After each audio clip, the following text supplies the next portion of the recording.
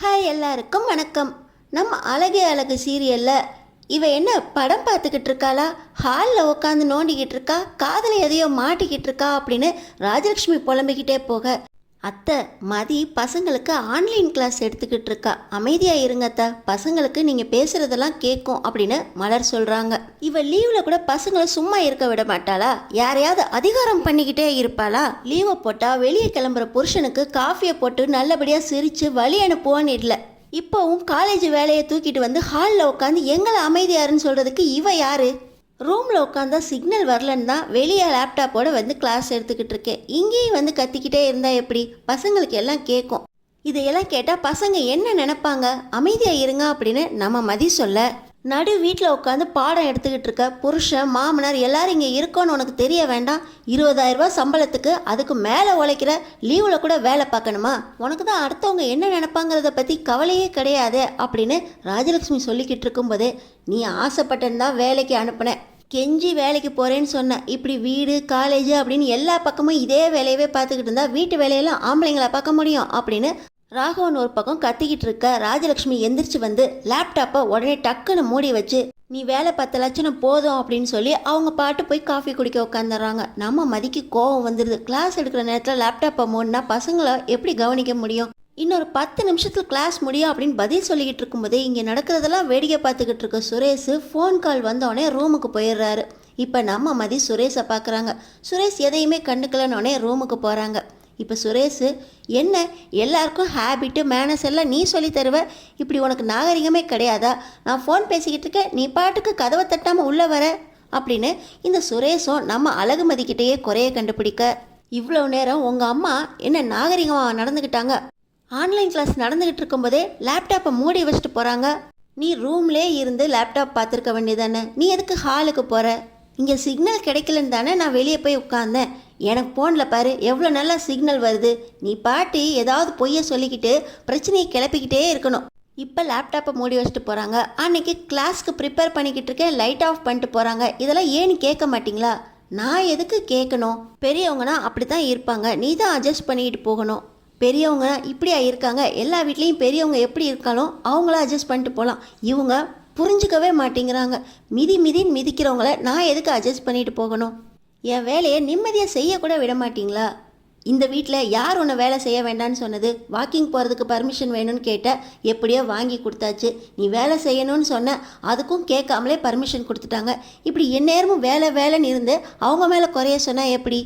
அப்போ நான் இந்த வீட்டில் எதுவுமே செய்யக்கூடாதா அப்படின்னு மதி ரொம்ப கோவமாக கேட்க, உன்னை யார் செய்ய வேண்டான்னு சொன்னால்? அண்ணி மாதிரி அமைதியாக உன் வேலையை பார்த்துக்கிட்டு இருந்தால் எந்த பிரச்சனையும் கிடையாது, எனக்கு வேலை இருக்கா அப்படின்னு சொல்லி சுரேஷ் வேகமாக ரூம் கதவை திறக்க, அங்கே பார்த்தீங்கன்னா ராஜலக்ஷ்மி நிற்கிறாங்க. அம்மா இங்கே நின்று என்ன பண்ணிக்கிட்டு இருக்கீங்க அப்படின்னு சுரேஷ் கேட்க, அது ஒன்றும் இல்லைடா சுரேஷ், 2 பேரும் சத்தம் போட்டுட்டு இருந்தீங்கல்ல, அதான் என்னன்னு பார்க்கலான்னு அப்படின்னு மென்று முழுங்குறாங்க இந்த ராஜலக்ஷ்மி. உங்களுக்கு தெரியல, இதுக்கு முன்னாடி பேசிக்கிட்டு இருந்தீங்களே மேனஸ்ன்னு, அது இல்லாமல் நம்ம பேசுகிறத ஒட்டு கேட்டுக்கிட்டு இருக்காங்க அப்படின்னு மதி சுரேஷ்கிட்ட சொல்ல, அம்மா இவ்வளோ அநாகரிகமாக நடந்துக்கிறீங்க, இவகிட்ட இப்போ தான் பெரியவங்கள மதித்து அட்ஜஸ்ட் பண்ணி நடந்துக்கோன்னு சொல்லிட்டு வரேன், அதுக்குள்ளே இப்படி நடந்துக்கிட்டீங்களேம்மா அப்படின்னு சுரேஷ் தலையில் அடிச்சுக்க. நல்லா அடிச்சுக்கடா, புருஷனை மதிக்காமல் பொண்டாட்டி கிடைச்சா இப்படி தான் புருஷங்காரங்க தலையில் அடிச்சுக்கணும் அப்படின்னு ராஜலக்ஷ்மி பேச, நான் எதுவும் யாருக்கும் மரியாதை கொடுக்காம இல்லை அத்தை, என் வார்த்தைக்கு மதிப்பு வேணும்னு தான் சொல்கிறேன், நான் செய்கிற வேலைக்கும் படித்த படிப்புக்கும் மரியாதை கொடுங்க அப்படின்னு தான் சொல்கிறேன் அப்படின்னு நம்ம மதி சொல்கிறாங்க. இந்த வீட்டில் உனக்கு இவ்வளவுதான் மரியாதை, யாரையுமே மதிக்க தெரில, எதிர்த்து பேசிக்கிட்டு இருக்க, உன்னை எதுக்கு நான் மதிக்கணும் அப்படின்னு ராஜலக்ஷ்மி சொல்ல, உண்மையை கேட்டு புரிஞ்சு நடந்துக்கணும், புரிஞ்சு நடந்துக்கலைன்னா பெரியவங்களா அமைதியாக இருக்கணும், இப்படி எல்லாம் தொட்டதுக்கெல்லாம் குத்தம் கண்டுபிடிச்சிக்கிட்டு இப்படி ரூமுக்கு வெளியே நின்று ஒட்டி கேட்டுக்கிட்டு இருக்கீங்களா அப்படின்னு சொல்ல, நான் நிற்கிறது உனக்கு பிடிக்கலனா நீ இந்த வீட்டை விட்டு போடி அப்படின்னு ராஜலக்ஷ்மி சொல்கிறாங்க. நான் எதுக்கு இந்த வீட்டை விட்டு போகணும்? நான் எந்த தப்பும் செய்யலை, உண்மையை கேட்க விருப்பம் இல்லைன்னா நீங்கள் வீட்டை விட்டு போங்க அப்படின்னு நம்ம மதி சொல்ல, இது எங்கள் வீடு, இந்த வீட்டில் இருக்க விருப்பம் இருந்தால் இரு, மதிப்பும் மரியாதையும் வேணும் அப்படின்னு நீ தானே பேசிக்கிட்டு இருக்க, விருப்பம் இல்லைன்னா நீ வீட்டை விட்டு போ அப்படின்னு மறுபடியும் ராஜலக்ஷ்மி சொல்ல, நான் எந்த தப்பும் செய்யலை, எனக்கு சுயமரியாதை ரொம்ப முக்கியம் அப்படின்னு நம்ம மதி பேசிக்கிட்டு இருக்கும்போதே சுரேஷ் பயங்கர கோவத்தோட, அம்மாவை எதிர்த்து பேசிக்கிட்டு இருக்கியா, இனி உனக்கு இந்த வேலையும் இல்லை, ஆன்லைன் கிளாஸும் வேண்டாம் அப்படின்னு சொல்லி நம்ம மதிக்கிட்டேருந்து லேப்டாப்பை சுரேஷ் வேகமாக பிடுங்குறாரு. இந்த நேரத்தில் நம்ம சுரேஷ் கிட்டேருந்து லேப்டாப்பை பிடுங்கின நம்ம அழகுமதி, இது ஏன் சம்பாத்தியத்தில் வாங்கின சொந்த லேப்டாப், நீங்கள் வாங்கி கொடுக்கலையே, அதை எதுக்கு நீங்கள் உங்கள் கையால் பிடுங்குறீங்க அப்படின்னு சொல்லி நம்ம மதி அந்த லேப்டாப்பை வாங்கிக்கிட்டு வேகமாக கட்டிலில் போய் உட்கார, என்ன அத்தை ஒரே சத்தமாக இருக்குது, நம்ம வீட்டு பொண்ணுங்க சத்தம் தெரு முக்கு வரைக்கும் கேட்குதோ அப்படின்னு சொல்லி இந்த தங்கராஜ் வீட்டுக்குள்ளே நுழைய, அப்போ தான் ராகவன், வாங்க மாப்பிள்ள வாங்க, சத்தம் ரோடு வரைக்கும் கேட்குது அப்படின்னாலே உங்களுக்கு புரிஞ்சிருக்கணுமே, இந்த வீட்டு மருமக மகாராணியோட சத்தம் தான் இந்த தெருமுக்கு வரைக்கும் கேட்குது, மருமகளாவா நடந்துக்கிறா, ஆன்லைன் கிளாஸ் எடுக்கிறேங்கிற பேரில் எங்களுக்கும் லெக்சரர் எடுத்துக்கிட்டு இருக்கா, இப்படி வீட்டில் உட்காந்து லெக்சரர் எடுக்காதா அப்படின்னு சொன்னதுக்கு அவ்வளவு சவுண்டு போட்டுக்கிட்டு இருக்கா அப்படின்னு சொல்லி ராகவன் சொல்ல, என்ன மாமா இப்போ உங்களுக்கு அந்த அழகுமதி வேலைக்கு போகக்கூடாது அவ்வளவுதானே, நான் பார்த்துக்கிறேன் மாமா அப்படின்னு சொல்லி தங்கராஜ் சொல்கிறார். நீங்கள் ஏதோ முக்கியமான வேலையாக வந்திருக்கீங்க போல, என்ன மாப்பிள்ள அப்படின்னு சொல்ல, அப்படின்னு இங்கே மாமனாரும் மருமகனும் பேசிக்கிட்டு இருக்கும்போதே நம்ம அழகுமதி வராங்க. அதென்ன இவர்கிட்ட மதி வேலைக்கு போகிறது உங்களுக்கு பிரச்சனையாக இருந்தால் நான் பார்த்துக்கிறேன்னு சொல்கிறீங்க, என் வேலையை கெடுக்கிறதுக்கும் நீங்கள் என்ன பண்ண போகிறீங்க? எந்த வீட்டில் பொண்ணுங்க வேலைக்கு போகாமல் இருக்காங்க? படித்த படிப்புக்கு பொண்ணுங்க அவங்க சுயமரியாதையோட தன் காலில் தானே நிற்கணும்னு நினைக்கிறாங்க, இது உங்களுக்கு தப்பாக தெரியுதா? ஏற்கனவே மலரக்கா படித்த படிப்புக்கு அவங்கள வேலைக்கு போக விடாமல் வீட்டிலையே கிச்சன்லேயே போட்டு வாட்டிக்கிட்டு இருக்கீங்க, நானும் வேலைக்கு போகிறது உங்களுக்கு தப்பாக தெரியுது, மலரக்கா வேலைக்கு போகணும்னு மனசுக்குள்ளே நினச்சது கூட உங்களுக்கு தப்பாக தெரியுதா? என் வேலையை இது வரைக்கும் நான் கரெக்டாக பண்ணிக்கிட்டு இருக்கேன், என் வேலையில் தப்பு சொல்கிற மாதிரி இது வரைக்கும் எந்த ஒரு பிரச்சனையும் வந்ததே கிடையாது, இதுக்கு மேலே என் வேலைக்கு ஏதாவது பிரச்சனை வந்துச்சு, இல்லை நான் வேலைக்கு போக முடியாத சூழ்நிலை வந்துச்சு அப்படின்னா அதுக்கு முழுக்க முழுக்க காரணம் நீங்கள் தாங்க இருப்பீங்க.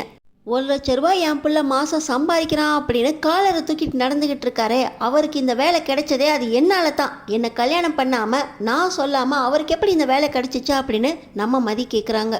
இப்போ சுரேஷுக்கு பயங்கர கோபம் வந்துடுது.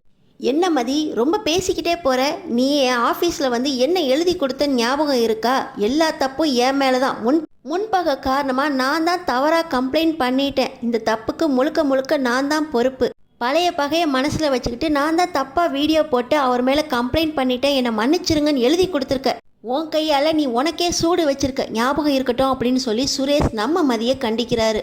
அதெல்லாம் நான் ஏன் கைப்பட எழுதி கொடுக்கலையே, எங்கள் அப்பாவையும் எங்கள் அம்மாவையும் வச்சு என்னை மிரட்டி ஆஃபீஸ்க்கு கூட்டிகிட்டு போய் எழுதி கொடுத்த பேப்பரில் சைன் தானே போட வச்சிங்க, ஆனாலும் எழுதி கொடுத்ததான் அந்த பேப்பரில் நீ தானே சைன் போட்ட, இதுக்கு மேலே உன்னால் என் வேலையை எந்த பண்ண முடியாது, நீ ஏன் மறுபடியும் வீடியோ போட்டாலும் அது உன்னோட பகை காரணமாக நீ போடுற அப்படின்னு தான் டிபார்ட்மெண்ட் நம்பும், இதுக்கு மேலே நீ என்னடி கலட்ட முடியும் அப்படின்னு சொல்லி சுரேஷ் ரொம்ப கோவமாக நம்ம மதிக்கிட்ட பேச, பார்த்துட்றேன் நீங்கள் என்ன பண்ணுறீங்க அப்படின்னு எல்லாத்தையுமே லேப்டாப்பில் ஸ்டூடெண்ட்ஸ் பார்த்துக்கிட்டு தான் இருக்காங்க அப்படின்னு சொல்லி நம்ம மதி அந்த லேப்டாப்பை திருப்பி காட்டுறாங்க. நம்ம மதி ஆன்லைன் கிளாஸ் எடுத்துக்கிட்டு இருந்தாங்க பார்த்தீங்களா, அந்த கேமராவை ஆன் பண்ணி ராகவன், ராஜலக்ஷ்மி, தங்கராஜ், சுரேஷ் அப்படின்னு எல்லாரும் பேசினதையும் ஆன்லைனில் மாணவர்களுக்கு காட்டினதோடு இல்லாமல் ரெக்கார்டும் பண்ணிட்டாங்க நம்ம அழகுமதி. லேப்டாப்பை திருப்பி காட்டினோடனே தங்கராஜுக்கும் சுரேஷுக்கும் தூக்கி வாரி போட்டுருது. டேய் மச்சான், என்னடா பண்ணி வச்சிருக்கா இவா, ஆன்லைன் கிளாஸ் எடுக்கிறான்னு தெரியாமல் இவ்வளவு சண்டை இவ்வளவு பேச்சு பேசியிருக்கீங்களா அப்படின்னு தங்கராஜ், உன் வேலைக்கு நீயே மறுபடியும் சூனியம் வச்சுக்கிட்டியேடா அப்படின்னு சுரேஷை பார்க்க, சுரேஷ் தலையில் கையை வச்சுக்கிட்டு இருக்க நம்ம அழகுமதி அடுத்து என்ன ஸ்டெப் எடுக்கலாம் அப்படின்னு நீங்கள் நினைக்கிறீங்கன்னு நம்ம கமெண்ட் பாக்ஸில் கமெண்ட் பண்ணிவிட்டு அடுத்தடுத்து என்ன நடக்க போகுது அப்படின்னு நம்ம சேனலை சப்ஸ்கிரைப் பண்ணி தொடர்ந்து பாருங்கள்.